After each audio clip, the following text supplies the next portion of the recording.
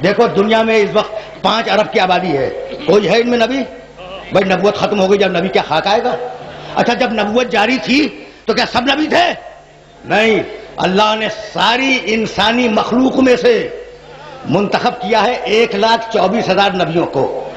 بھائی یہی تو ہے، سب تو نبی نہیں بنائے، تو ساری انسانیت میں سے کتنے منتخب کیے؟ 1,24,000 نبی، اور ان 1,24,000 نبیوں میں سے اللہ نے منتخب کیے 313 رسول جو ہدایت کریں، پیغام پہنچائیں، اور ان 313 رسولوں میں سے اللہ نے منتخب کیے 5 اولو العزم، نوح، ابراہیم، موسیٰ، عیسیٰ، محمد رسول اللہ۔ یہ وہ لوگ ہیں جو نئی شریعتیں لائے۔ تو 1,24,000 انبیاء سارے انسانوں میں سے منتخب کیے، 313 رسول نبیوں میں سے اٹھائے، ان 313 رسولوں میں سے 5 اولو العزم اٹھائے، اور 5 اولو العزموں میں سے ایک خاتم النبیین اٹھایا۔ بھائی اب فیصلہ تم سے کرواؤں گا کہ سارے انسان نہیں کہہ سکتے کہ ہم نبیوں جیسے، نبی یہ نہیں کہہ سکتے کہ ہم رسولوں جیسے، رسول یہ نہیں کہہ سکتے کہ ہم اولو العزموں جیسے، اور اولو العزم یہ نہیں کہہ سکتے کہ ہم محمد جیسے۔ تو جب اولو العزم محمد جیسے نہ بن سکے تو یہ ملا محمد جیسے کیسے بن جائے گا؟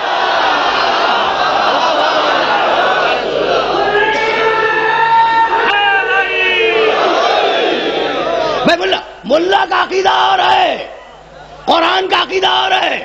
نہیں بھائی میں لفظ بدل دوں، کل رات میں نے ایک جملہ کہا لاہور میں کہ میرا نبی آیا تھا، میرا نبی آیا تھا کافروں کو مسلمان بنانے کے لیے، اور ملا آیا ہے مسلمانوں کو کافر بنانے کے لیے۔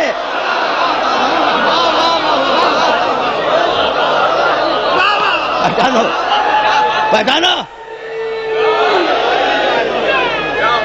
اچھا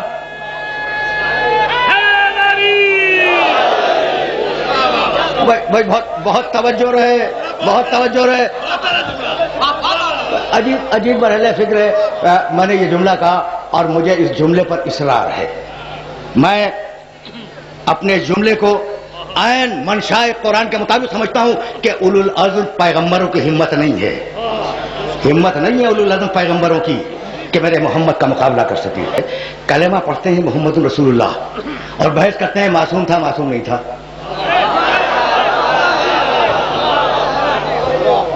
کیا یہ بحث نہیں ہے کہ رسول زندہ ہے یا زندہ نہیں ہے؟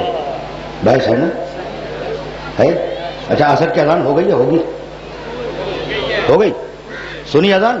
اشہد ان محمدن رسول اللہ۔ وہ مؤذن اللہ اسے زندہ رکھے، مؤذن کیا کہہ رہا ہے کہ اشہد ان محمدن رسول اللہ، میں گواہی دیتا ہوں کہ محمد اللہ کے رسول تھے لیکن انتقال فرما گئے ہیں۔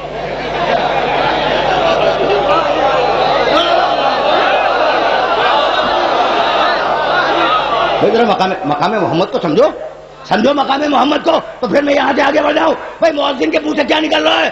اشہد ان محمدن رسول اللہ، اور مؤذن کے دل میں کیا ہے کہ میں گواہی دیتا ہوں کہ محمد اللہ کے رسول تھے لیکن انتقال فرما گئے۔ کیا یہ ترجمہ درست ہے؟ سارا مجمع ہنسا تھا میرے اس ترجمے پر۔ اچھا بھائی تو تمہارے نزدیک تو یہ ترجمہ درست نہیں ہے، اچھا تو صحیح ترجمہ کیا ہے؟ اب یہ سارا مجمع کہے گا کہ اشہد ان محمد رسول اللہ، میں گواہی دیتا ہوں کہ محمد اللہ کے رسول ہیں۔ تو یہ مؤذن زبان سے کہہ رہا ہے محمد اللہ کے رسول ہیں، اور دل میں ہے کہ تھے۔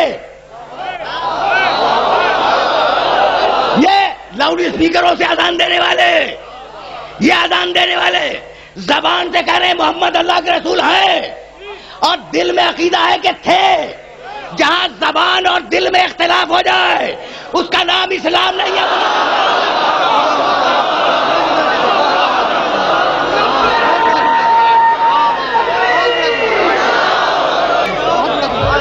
کیا اب بھی حیات رسول پر کسی دلیل کی ضرورت ہے؟ بھئی یہ خدا کی قسم عجیب دوہرے معیار والے لوگ ہیں۔ نعوذ باللہ رسول مر گیا۔ اچھا رسول مر گیا، کہیں گے ہاں رسول مر گیا۔ اچھا بھائی رسول تو مر گیا لیکن شہید زندہ ہے یا مردہ؟ رکوں گا نہیں، میں تو آگے بڑھنا چاہ رہا ہوں، اور پھر حضرت ابراہیم علیہ السلام کی آیت تک جاؤں گا۔ لیکن یہ جو نوجوان دوست دائیں بائیں بیٹھے ہوئے نا، ان کے چہرے میں دیکھ رہا ہوں، تو فیصلہ ہو جائے، ہر گلی کوچے میں فیصلہ ہو جائے کہ رسول زندہ یا رسول مردہ، فیصلہ ہو جائے۔ اچھا تو نعوذ باللہ کہنے والوں نے کہا نہیں رسول زندہ نہیں. اچھا چھوڑو زندہ ہے یا نہیں وہ میرا موضوع نہیں. شہید زندہ ہے یا نہیں؟ زندہ ہے. اچھا اس کو تو سب مانتے ہیں کہ شہید زندہ ہے. میں نے کہا بھائی کیوں مانتے ہو؟ کہا قرآن میں 2 جگہ لکھا ہے کہ شہید زندہ ہے. ٹھیک. اچھا میں نے بھی مان لیا کہ شہید زندہ ہے. اچھا میں نے پوچھا ہاتھ جوڑ کے ملا سے کہ بھائی شہید کہتے کسے ہیں؟ کہنے لگا جو رسول اللہ کے حکم پہ گردن دے دے وہ شہید ہے. تو میں نے ہاتھ جوڑ کے کہا کہ جو رسول کے ایک حکم پہ عمل کر لے وہ تو زندہ ہو اور خود رسول مر جائے یہ کون سا اسلام ہے؟ کے سلسلے میں. اچھا تو اب معصوم ہے معصوم نہیں ہے، زندہ ہے مردہ ہے، نوری مخلوق ہے نوری مخلوق نہیں ہے. سب سے بڑا ایشو تو یہی ہے کہ محمد رسول اللہ بشر ہیں یا نور ہیں. ٹھیک ہے نا. اب مجھے تو نہیں معلوم کہ وہ بشر ہیں یا نور ہے. یہ میرا موضوع سخن نہیں ہے. لیکن اس آیت کو کہاں لے جاؤ گے؟ یا ایتھا النفس المطمئنہ ارجعی. فیصلہ تم سے کرواؤں گا کہ میرا نبی بشر ہے یا نور. یا ایتھا النفس المطمئنہ ارجعی الی ربک راضیۃ مرضیہ. اے اطمینان رکھنے والے محمد ارجعی واپس آ جا. واپس کس سے کہہ رہا ہے؟ یہ اللہ کس سے کہہ رہا ہے؟ محمد رسول اللہ سے. کیا کہہ رہا ہے؟ واپس آ جا. یہ نہیں کہا کہ آ جا محمد آ جا، نہیں واپس آ جا. آ جا میں اور واپس آ جا میں فرق سب جانتے ہیں. امام بارگاہ میں آئے ہو، امام بارگاہ میں آئے ہو، گھر واپس جاؤ گے.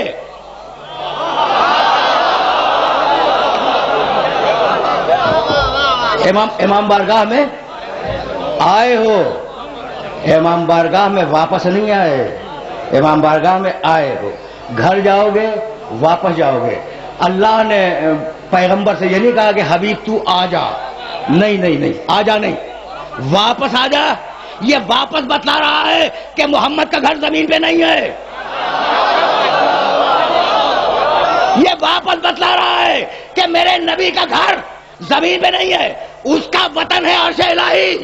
تو اب بیعت نہ کرو کہ وہ خاکی تھا یا نوری.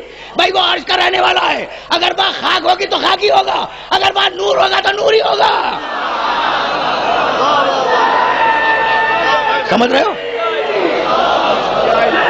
بھائی سنتے جاؤ. چاہ رہا ہوں کہ آج مقام ختم نبوت سے روشناس کرا دوں. تو میرے ساتھ آہستہ آہستہ چلتے رہنا. اذان کی آواز آ رہی، عصر کی اذان، اذان کی آواز کا احترام دے.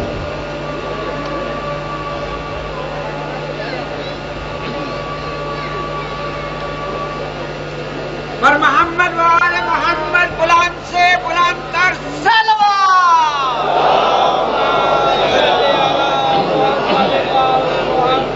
بھائی اذان کا فلسفہ بھی ذہن میں رکھنا. اب وہ کسی بھی فرقے کی اذان ہو، وہ ایک ہی قسم کے ذرا سا کہیں اضافہ ہو گیا، کوئی کمی ہو گئی. شروع میں کیا ہے؟ اللہ اکبر 4 مرتبہ، پھر اشہد ان لا الہ الا اللہ 2 مرتبہ، پھر اشہد ان محمد رسول اللہ. ٹھیک ہے نا. تو پہلے اللہ کی بڑائی کا اعلان، پھر خدا کی توحید کا اعلان، پھر محمد کی رسالت کا اعلان، پھر حی علی الصلاۃ نماز کے لیے آؤ، حی علی الفلاح نماز کے لیے آؤ. بھائی یہ ٹھیک ہے نا، خیر عمل کے لیے آؤ. بھائی یہی ہے. اور پھر اس کے بعد اللہ اکبر اللہ کی بڑائی کا اعلان، اور پھر اس کے بعد لا الہ الا اللہ توحید کا اعلان. تو اذان میں عقیدہ شروع میں ہے، عقیدہ آخر میں ہے، اور بیچ میں عمل ہے. تو بتلا دیا کہ جب تک عقیدہ صحیح نہ ہو تمہارا عمل ہم تک نہیں پہنچے گا. اگر غلط عقیدے سے آ گئے تو عمل کو اٹھا کے منہ پہ پھینک دیں گے.